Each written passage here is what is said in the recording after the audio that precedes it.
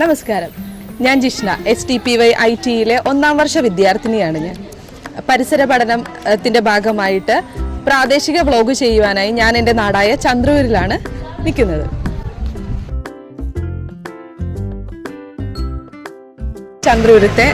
ചന്ദ്രൂര് നമ്മുടെ പ്രധാന സെൻട്രൽ ജുമാ മസ്ജിദാണ്. ഒരു 100 വർഷത്തിലേറെ ചരിത്ര പഴക്കമുള്ള നമ്മളുടെ ഈ പള്ളിയാണ്. നമ്മുടെ നാട്ടിലുള്ള എല്ലാവരും ജുമായ്ക്കും എല്ലാ കാര്യങ്ങൾക്കുമായിട്ട് ഒത്തുകൂടുന്നതും ഇവിടെ തന്നെയാണ്. പള്ളിയോട് ചേർന്ന് തന്നെ മദ്രസയുണ്ട് ഇവിടെ. പ്രാർത്ഥനാ മന്ത്രത്തിൻ്റെ അകമ്പടിയോടെ ഈ ദേശത്തിലെ ജനങ്ങളെ കർമാരംഭത്തിലേക്ക് വിളിച്ചുണർത്തുന്ന നാഴികമണിയാവുകയാണ് ഈ പ്രാർത്ഥനാലയം. ഓണം, വിഷു, ക്രിസ്മസ് കേരളീയരുടെ തനത് ഉത്സവമാകുമ്പോൾ പെരുന്നാളിൻ്റെ മധുരം നൽകി ചന്ദ്രൂരിൻ്റെ സംസ്കാരത്തിനും ഒത്തുചേരലിനും ഒരു കൈത്താങ്ങാവുകയാണ് ഈ ദേവാലയം.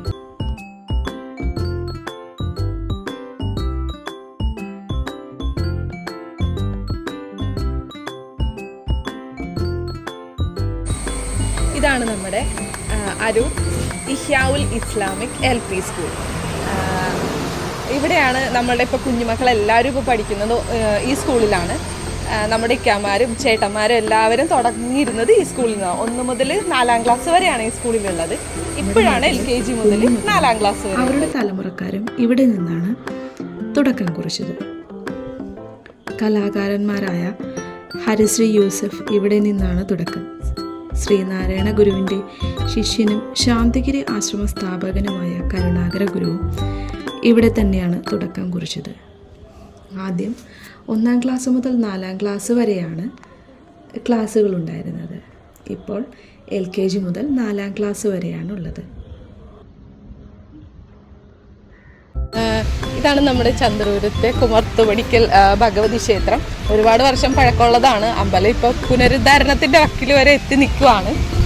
നമ്മുടെ നാട്ടിലുള്ള എല്ലാവരും മതവ്യത്യാസങ്ങളും ഇല്ലാണ്ട് എല്ലാ മതത്തിൽപ്പെട്ട ആൾക്കാരും വരുന്ന പങ്കെടുക്കുന്ന ഒരു ഉത്സവമാണ്. ആത്മീയവും സാംസ്കാരികവുമായ വളർച്ചയ്ക്കും ദേശവാസികളുടെയും കൂടിച്ചേരലുകൾക്കും പങ്കുവഹിക്കുന്ന ഒരു ആത്മീയ സങ്കേതമാണ് ചന്ദ്രൂർ കുമർത്തുപടി ഭഗവതി ക്ഷേത്രം.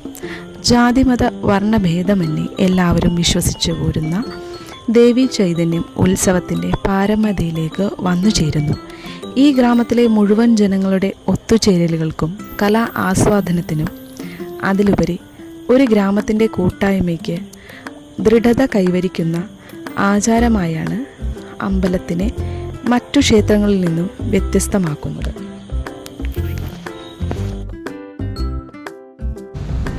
ഇതാണ് സെൻറ്റ് മേരീസ് ചർച്ച്.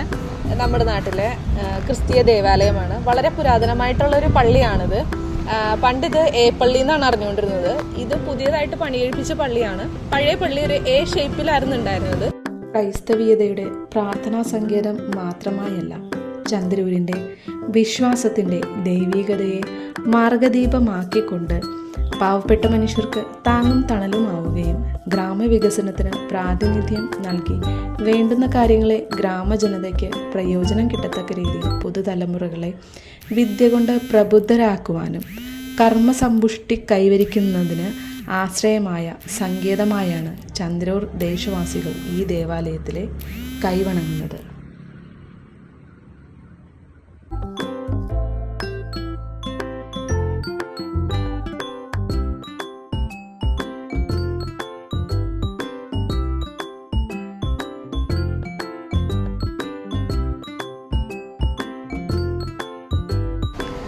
ഇതാണ് Chandroor government higher secondary school എന്ന് പറയുന്നത്.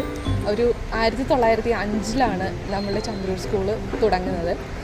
ചെറിയ LP UP വിഭാഗത്തിലായിട്ടായിരുന്നു ആദ്യം സ്കൂൾ തുടങ്ങിയിരുന്നത്. ഇപ്പോൾ ഹയർ സെക്കൻഡറി വിഭാഗം വരെയുണ്ട്, പ്ലേ സ്കൂൾ മുതൽ. പിന്നെ നമ്മുടെ മമ്മൂട്ടി, സിനിമാ നടനായ മമ്മൂട്ടി ഇവിടെയാണ് പഠിച്ചത്. അങ്ങനെ ഒരു ചരിത്രം കൂടി ഈ സ്കൂളിന് പറയാനുണ്ട്. ഒരു ഗ്രാമത്തിൻ്റെ അഭിമാനമായി നിലകൊള്ളുന്ന ഈ വിദ്യാലയം 1920 സ്ഥാപിതമായത്. തിരുവിതാംകൂർ രാജവംശത്തിൻ്റെ കാലത്താണ് സ്കൂൾ തുടങ്ങിയത്. പ്രശസ്ത ചലച്ചിത്രകാരന്മാരായ മമ്മൂട്ടി മുതൽ ഒരുപാട് കലാകാരന്മാർ പഠിച്ചിറങ്ങിയ വിദ്യാലയം കൂടിയാണിത്.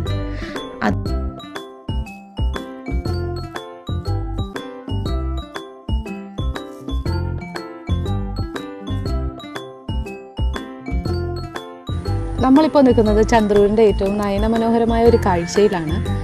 വേമ്പനാട്ട് കായലിൻ്റെ കൈവഴിയായ വെളുത്തുള്ളി കായലിലാണ് നമ്മളിപ്പോൾ നിൽക്കുന്നത്. വെളുത്തുള്ളി കായൽ എന്ന് പറയുമ്പോൾ ഒരുപാട് ചരിത്ര മുഹൂർത്തങ്ങൾക്ക് സാക്ഷ്യം വഹിച്ച ഒരു കായൽ കൂടിയാണ്. പാടം നികത്തിയതിൻ്റെ പേരിൽ കർഷകർക്ക് അവരുടെ തൊഴിൽ നഷ്ടപ്പെടുകയും തൊഴിൽ നഷ്ടപ്പെട്ട കർഷകർ നടത്തിയ സമരമാണ് വെളുത്തുള്ളി സമരം എന്ന് പറയുന്നത്. അതായത് അന്നത്തെ സർക്കാരിനോട് ഇവർ പരാതിപ്പെടാതെ INDC കോൺഗ്രസുമായിട്ട് ബന്ധപ്പെട്ട് ഇവിടുത്തെ നേതാക്കന്മാർ ഒരു പരാതി കൊടുത്തു. അതിൻ്റെ പേരിൽ ഒരു 82ഓളം കർഷകർക്ക് ജയിൽവാസം അനുഭവിക്കേണ്ടി വരെ വന്നിട്ടുണ്ട്. ഈ സമരത്തിന് ശേഷം സർക്കാർ ഈ കർഷകർക്ക് അവരുടെ ഭൂമി തിരിച്ചു പതിച്ചു നൽകുക വരെ ചെയ്തിട്ടുണ്ട്. ഇതൊക്കെയാണ് ആലപ്പുഴ ജില്ലയിലെ ചേർത്തല താലൂക്കിലെ ചന്ദ്രൂർ എന്ന എൻ്റെ കൊച്ചു ഗ്രാമത്തെ പറ്റി എനിക്ക് പറയാനുള്ളത്.